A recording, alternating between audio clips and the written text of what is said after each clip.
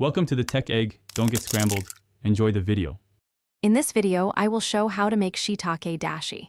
Start by soaking dried shiitake in cold water for 30 minutes to extract flavor.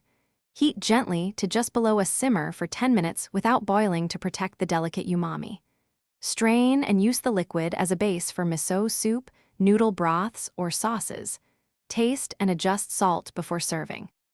Measure about 5 dried shiitake per 2 cups water for a rich, balanced dashi. Use cold water for soaking to preserve aroma, then warm gently. A simple sieve or cheesecloth is enough to strain, and a glass container stores the dashi well. No kombu needed for a pure shiitake dashi, but add a small piece for extra umami if you like. This method keeps things quick. Soak shiitake in cold water for 30–60 minutes, depending on thickness for best flavor.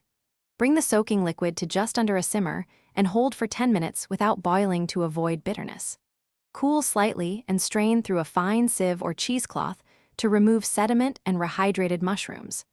Reserve the mushrooms for other dishes or chop and return to soup for texture and extra umami. Taste dashi and add a pinch of